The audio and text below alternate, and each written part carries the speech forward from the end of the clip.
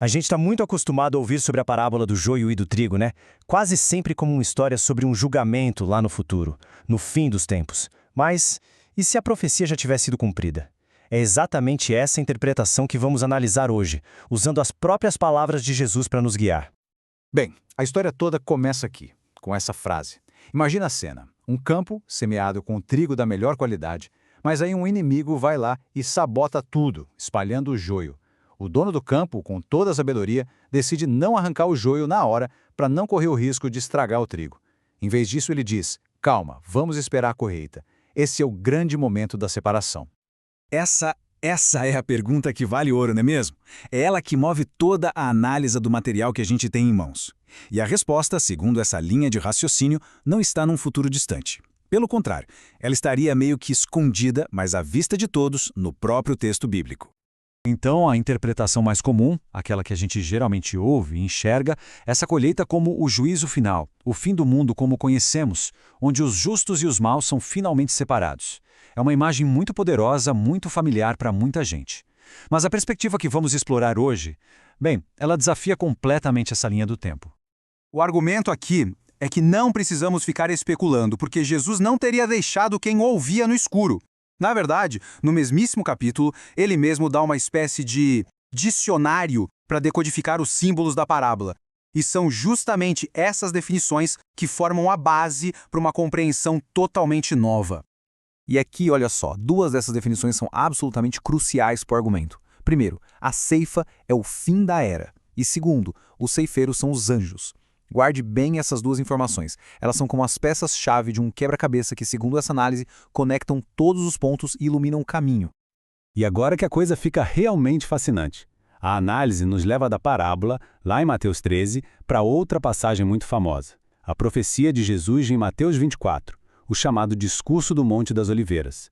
A tese é que esses dois capítulos não estão isolados. Eles estariam, na verdade, falando do mesmíssimo evento. A conexão fica muito clara quando a gente olha para a linguagem usada. A palavra é a mesma, anjos. Eles são os agentes da colheita. Em Mateus 13, eles separam o joio e o trigo. Em Mateus 24, eles reúnem os escolhidos. A fonte então pergunta: será que isso é só uma coincidência?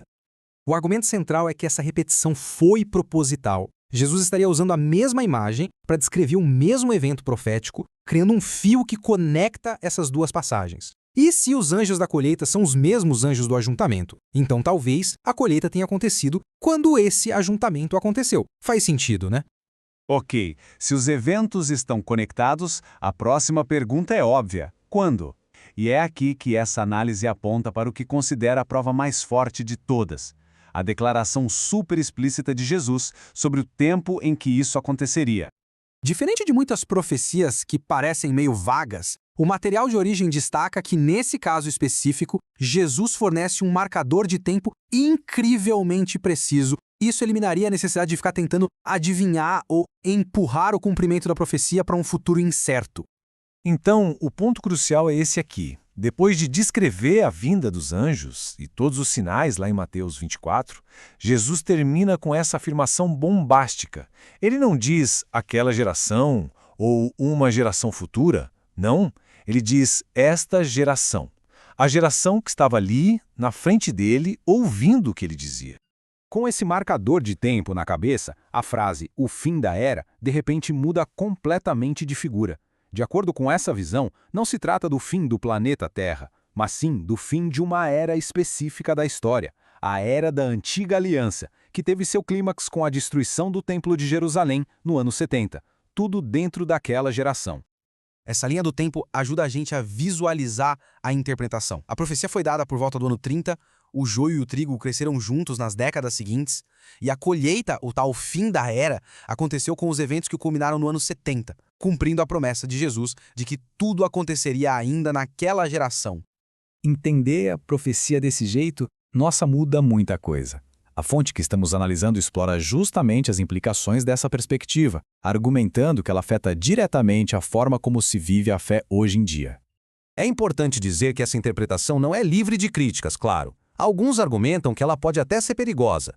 Mas, em contrapartida, a fonte rebate diretamente, dizendo que, em vez de afastar, Essa visão, na verdade, fortalece a fé. O argumento é que ela liberta do medo de um juízo futuro e reforça a confiança de que as promessas de Jesus são fiéis. No final das contas, o sentimento por trás dessa visão é de alívio e segurança. A ideia é que a grande colheita da profecia já aconteceu. Os que creem estariam vivendo como o trigo que já foi guardado no celeiro e não mais crescendo num campo, esperando por uma separação futura e assustadora.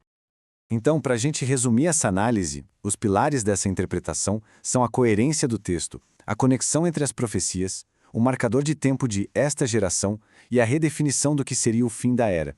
O resultado é uma mudança de foco. Sai o medo, entra a confiança. Sai a espera por um evento futuro e entra a vivência de uma promessa que já se cumpriu. E assim, a gente termina com uma pergunta para reflexão. Independentemente da conclusão que cada um chegue, explorar essa perspectiva nos força a olhar para os textos de um jeito novo. Se a colheita já aconteceu, o que isso significa para o mundo hoje? Fica aí a reflexão.